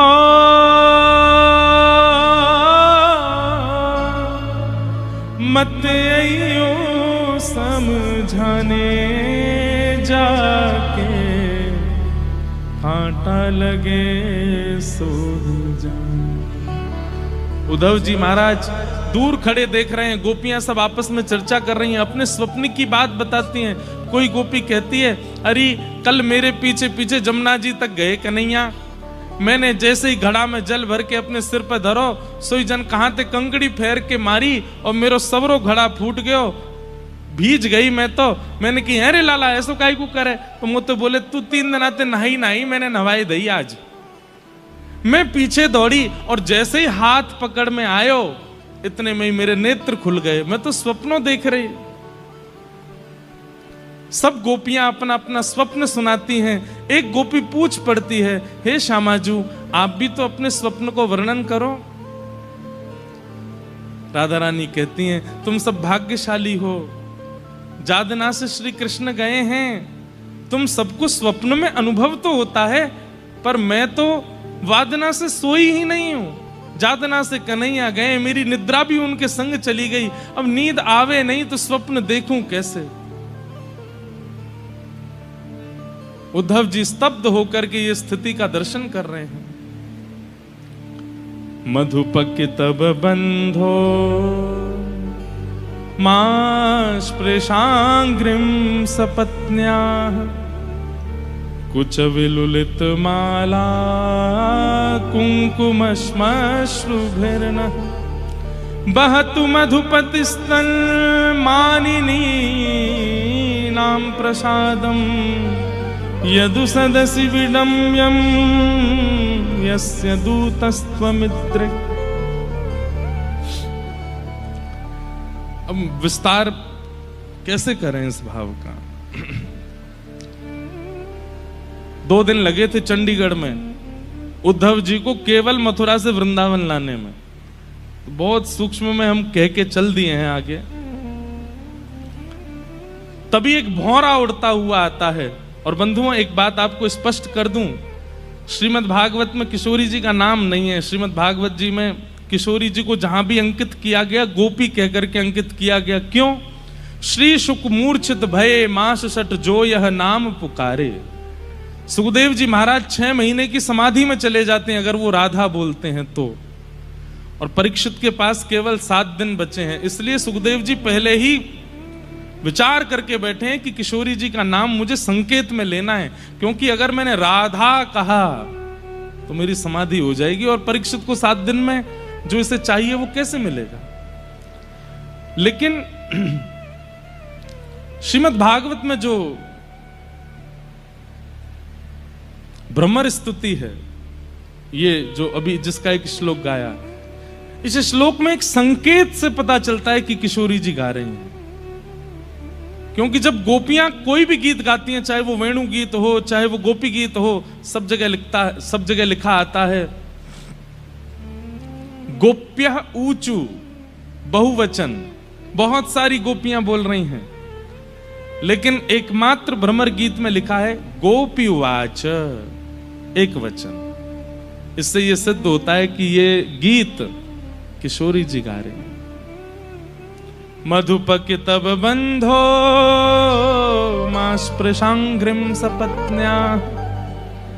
अरे भौरे, भौरा आता है उड़ता हुआ, तो उद्धव को सीधे तो बोल नहीं सकती, तो भौरे को संकेत करते हुए उद्धव को उत्तर दे रही हैं, अरे भौरे तू निश्चित कृष्ण का सखा होगा।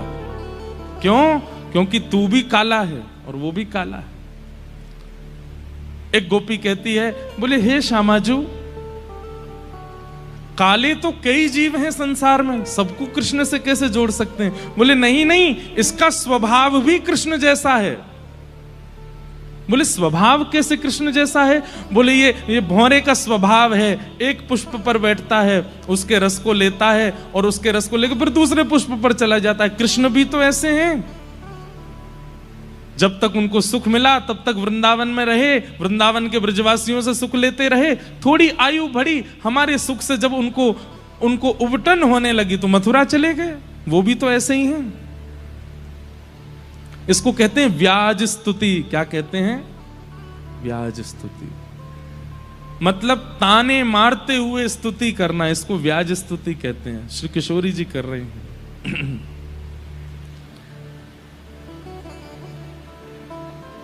और क्या कहती हैं?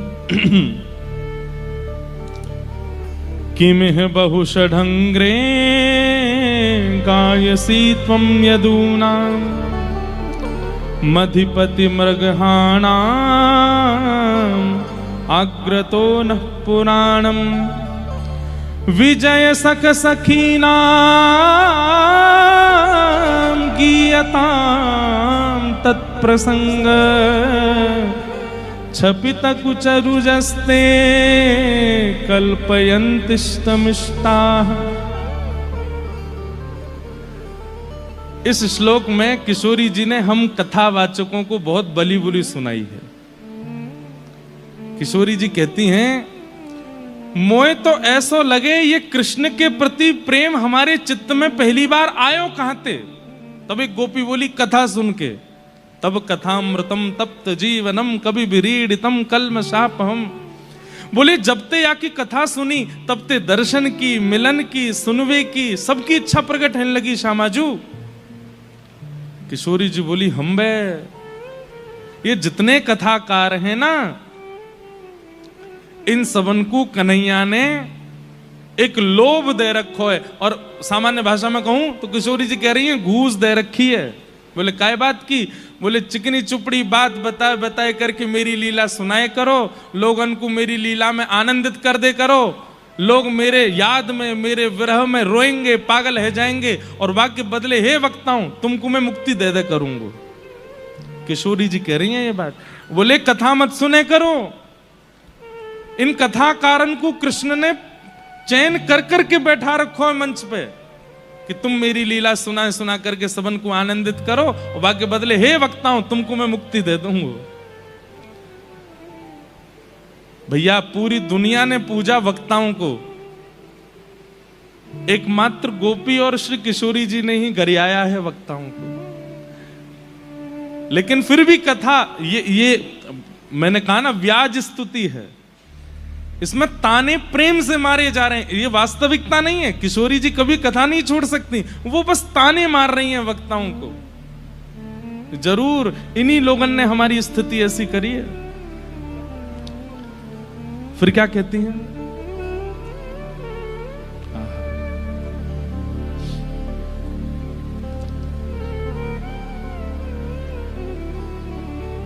मृगयुरिव कपिन्द्रम विभ्यदे लुब्धधर्मा स्त्रयमृकृत विरूपां स्त्रीजितः कामयानां बलिमपि बलिमत्वा द्वेष्टयध्वाञ्चवद्य तदलमसित सख्ये दुस्त्यजस्तत्कथार्थः। किशोरी जी कह रही हैं हमें पहले ही समझ जानो चाहिए हो कि ये कृष्ण तो कपटी है। कैसे कपटी? बोले अरे ब्याह करवे के काजे आई सुर्पणखा। जब ये कन्हैया राम बन के आए तो इनसे ब्याह करवे के काजे सुर्पणखा आई। बताओ ब्याह करवे वारे से मना कर दो कि हम ब्याह ना कर सके, वहां के नाक कान काट दिए। खुद ने तो ब्याह कियो नहीं और वाकू कोई औरत ब्याह करवे लायक छोड़ो नहीं। ऐसे तो इनके काम है। और बाली सुग्रीव का युद्ध करवा दिया, और युद्ध करवाते हुए सुग्रीव के पक्ष में छिप करके बाली को मार दिया। अरे जब युद्ध करवे की इतनी ताकत थी तो सामने आके लड़ते बाली थे, लेकिन छुप के मारा उसको। अरे बहनों तुम्हें कहा बताऊं, किशोरी जी कह रही हैं। तीसरी बात बोले क्या? बलि के यहां गए नेक्से से बामन बन के, और बोले 3 पग जमीन चाहिए, वो भी अपने पैरन से नापेंगे। बलि हसन लगो, महाराज आप नेक्से से हो, 3 पग जमीन अपने पैर से नापोगे, मैं त्रिलोक का सम्राट, आपको 3 पग जमीन देने में मुझे बड़ी लज्जा होगी। बोले नहीं हम तो अपने पैर से ही नापेंगे, देना है तो दो। गोपियां बोली फिर? बोले फिर का? संकल्प लियो और जैसे ही बलि ने कही कि मैं आपको 3 पग जमीन देता हूं, इतने में जय कन्हैया 1952 बन के गए, विराट है गयो, और 2 पग से तीनों लोग नाप लिए। और बलि तो बोलो तुमने 3 पग के लिए कहा था, मैंने 2 पग में तीनों नाप लिए, अब तीसरा पग कहां रखूं? हे बासुकी नाग, जाओ इसको बंदी बना लो, नरक ले जाओ। इसने अपनी संकल्प पूरा नहीं किया। छोटे से वामन बन के गए और बलि को ठग आए। अरे हम लोगों ने तो पहले ही पता होनी चाहिए कि कौन है। बोले कित्तव यानी कपटी। इतना बोलने की सामर्थ्य केवल श्री जी के पास है, और कोई बोल नहीं सकता ठाकुर जी को। दूर बैठे उद्धव जी, इनको तो सब पता है। मैं तो सोच के आया था कि इनको बताऊंगा कि वो पर ब्रह्म है, वो नारायण है, वो जगदीश्वर हैं, वो महाअवतार हैं। इनको तो सब पता है कि वही कृष्ण राम बन के आए थे। इनको तो ये भी पता है कि वही कृष्ण वामन बन के आए थे। ये तो सब जानती हैं। इनको मैं अब और क्या बताऊं? उद्धव जी समझ गए। बोले ये गोपियां सामान्य नहीं है। ये जानते हुए भी कि वो परम ब्रह्म है, उनसे इतना प्रेम करती हैं कि अभी तक अश्रुधार गिरा रही हैं। इसका मतलब तो यही है कि इनके प्रेम में कोई स्वार्थ नहीं।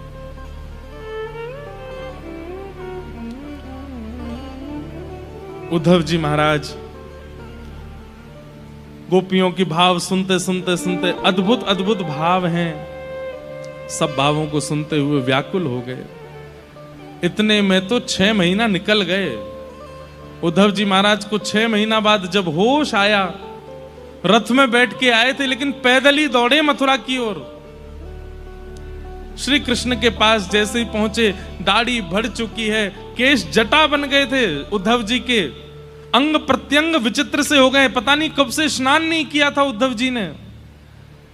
ठाकुर जी ने जैसे देखा, अरे उद्धव ये तेरी स्थिति कैसी? उद्धव जी बोले मेरी स्थिति बाद में, हाथ पकड़ो मेरा, चलो मेरे साथ। आप पूरे ब्रह्मांड में रहने के लायक नहीं है, ये ब्रह्मांड आपके लायक नहीं है, ये मथुरा आपके लायक नहीं है। आप तो व्रज चलो नाथ, आप वहीं रहो। इन ब्रज गोपियों का त्याग मत करो, मैं आपसे हाथ जोड़ के विनती करता हूं। ठाकुर जी बोले क्यों? 6 महीना पहले तो तू बड़ो कह रो, आप परमात्मा हो, आपके अंदर मोह कैसे हो सकता है, ममत्व कैसे हो सकता है, आदि आदि। ठाकुर जी की वाणी उद्धव को चेता नहीं पाई।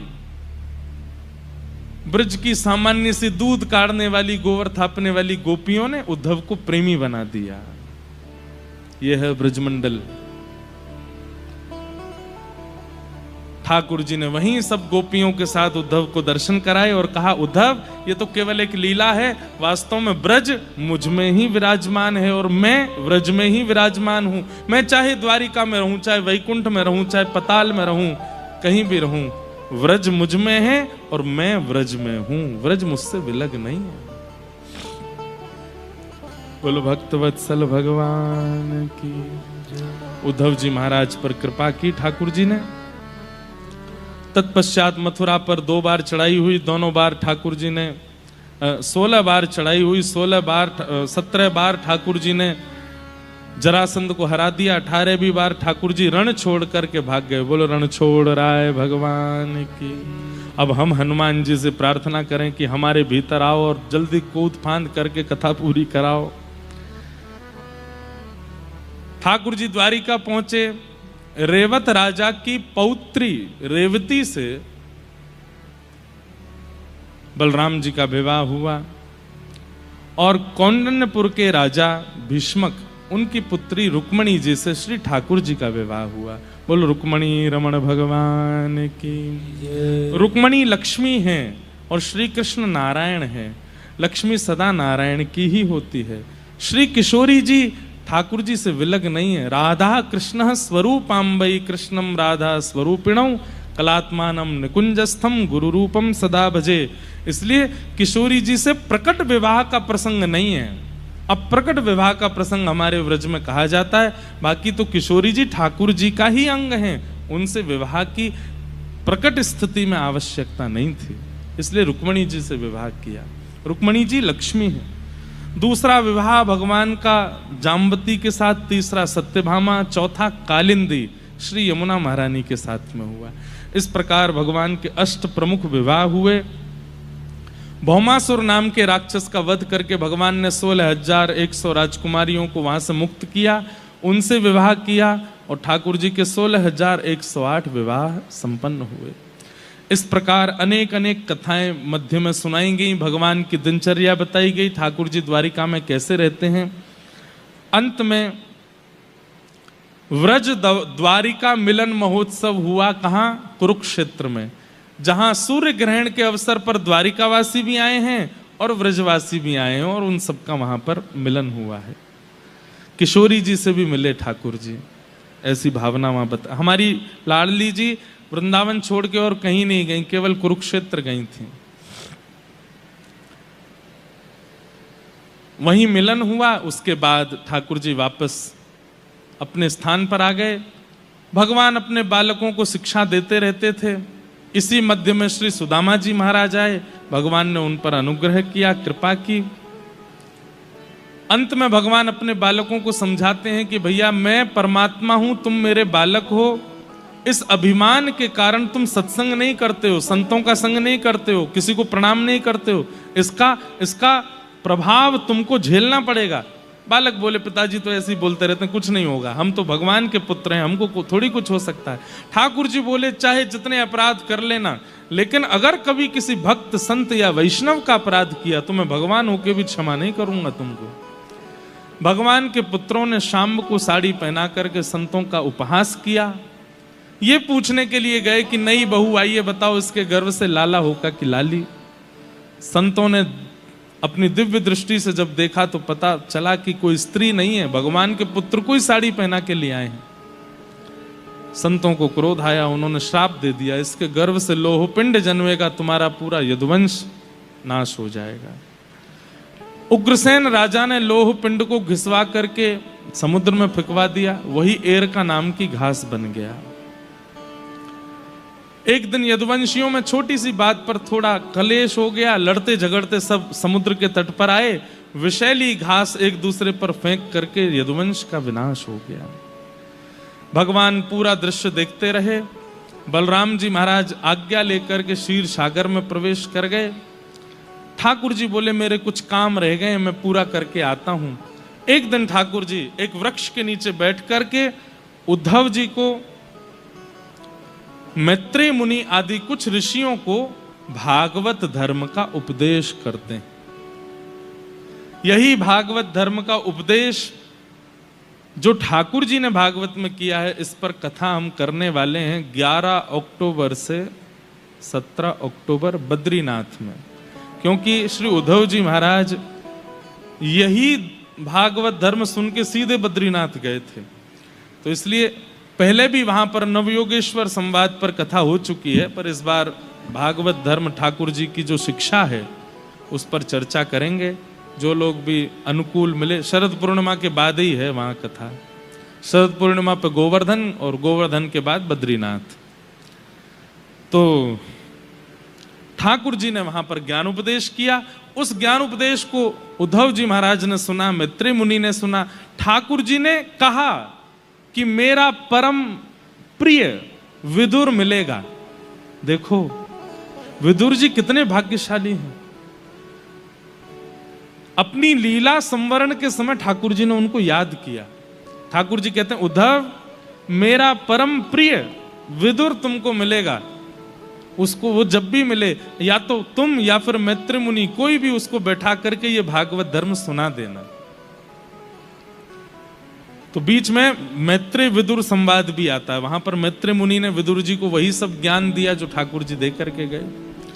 भगवान ने अद्भुत ज्ञान प्रस्तुत करने के बाद उद्धव से कहा अब उद्धव अब तुम बद्रीनाथ जाओ, मेरी पादुका लेकर के जाओ और वहां रह करके गंगा जी का दर्शन करना और मेरे द्वारा दिए गए ज्ञान का चिंतन करना। बंधुओं, कथा सुनने का विषय नहीं है, ये बात बिल्कुल ध्यान पूर्वक समझ लीजिए आप। ये चिंतन का विषय होता है। सोचिए, विचार कीजिए कि इस भाव का क्या अर्थ था। ये महाराज जी ने भली डिकोड करके हमको बता दिया, लेकिन फिर भी चिंतन कीजिए, आपको और कुछ प्राप्त होगा उससे। कथा चिंतन का विषय है, श्रवण का नहीं। उद्धव जी महाराज बद्रीनाथ चले गए, मैत्री मुनि हरिद्वार चले गए। अर्जुन को भगवान ने आज्ञा की, मेरे जाते ही द्वारिका डूब जाएगी, तुम मेरी अष्टपटरानियों को लेकर के किशोरी जी के पास चले जाओ। 16,108 100 राजकुमारियों को वज्रनाभ लेकर के वृंदावन चले गए और अर्जुन अष्टपटरानियों को लेकर के जा रहे थे, तो बीच रास्ते में ठाकुर जी ही रूप बदल करके आए और 8 पत्नियों का हरण कर लिया। मानो अर्जुन को बता दिया कि मेरे बिना तेरा गांडीव धनुष भी किसी काम का नहीं है। अर्जुन हाथ पे हाथ धरे रह के रह गए, ठाकुर जी की पत्नियों की रक्षा नहीं कर पाए। अर्जुन ने जाकर के सब समाचार पांडवों को बताया, पांडव स्वर्गारोहण को चले गए, भगवान अपनी लीला पूरी करके चले गए। उद्धव जी महाराज ने अंत में एक बात कही थी कि ठाकुर जी आप चले जाएंगे तो आपकी स्मृति हमको करनी हो, आपसे कभी आपका अनुभव करना हो तो हम क्या करें। ठाकुर जी बोले, ध्यान पूर्वक मेरी ओर देखो। एक ज्योति में ठाकुर जी का श्री विग्रह परिवर्तित हो गया और 7 बार आकाश में भ्रमण करते हुए तिरोधाय प्रविष्टोयम श्रीमद् भागवतार्णवम, श्रीमद् भागवत में वो ज्योति विराजमान हो गई। आप कहेंगे भागवत जी की रचना तो बाद में हुई, फिर ज्योति चतुश्लोकी भागवत जो कि स्वयं श्री ठाकुर जी से प्रकट हुई, उसका विस्तार ही श्रीमद् भागवत है। इस प्रकार से उस ज्ञान रूपी श्लोक में ठाकुर जी विद्यमान हो गए। पांडव अपनी स्वर्गारोहण पर चले गए, परीक्षित को राजा बना गए। परीक्षित से एक दिन अपराध बन गया, 7 दिन में मरने का श्राप लगा। सुखदेव जी महाराज ने 7 दिन कथा सुनाई, आज कथा का विश्राम है। सुखदेव जी कहते हैं, परीक्षित अब तुम्हारी स्थिति कैसी है। परीक्षित मुक्ति मांगने गए थे ना, और सुखदेव जी ने कहा था भक्ति मांगो, तो आज पूछ रहे हैं अब तुम्हारी स्थिति कैसी है। तब परीक्षित जी महाराज कहते हैं, महाराज पहले दिन मुझे लगता था कि मैं मरूंगा, लेकिन अब मुझे पता चल गया कि शरीर मरेगा, मेरी मृत्यु नहीं होगी, मैं तो ठाकुर जी को प्राप्त कर लूंगा। बस इतना सुनते ही श्री सुखदेव जी महाराज बोले, त्वम तु राजन मरिष्येति पशु बुद्धिम इमाम जही। मैं मरूंगा ये भाव जब तक है तब तक संसारी हैं, जिस दिन ये भाव आ जाए कि शरीर मरता है, मैं तो आत्मा हूं, यही भागवत धर्म है। ऐसा कहकर के श्री सुखदेव जी महाराज वहां से प्रस्थान कर गए। बोलो सुखदेव जी महाराज की। तक्षक सर्प ने आकर के परीक्षित को डस दिया, 5 भौतिक देह जल करके राख हो गया और उनकी आत्मा दिव्य रूप धारण करके एक विमान में बैठ करके भगवत धाम को प्रस्थान कर गए। बोलो भागवत महापुराण की जय। मार्कंडेय ऋषि को प्रलय कालीन स्थिति देखने का बहुत मन था, ठाकुर जी से प्रार्थना की, तब भगवान ने उनको प्रलय काल का दर्शन कराया। करार बिंदेन पदार बिंद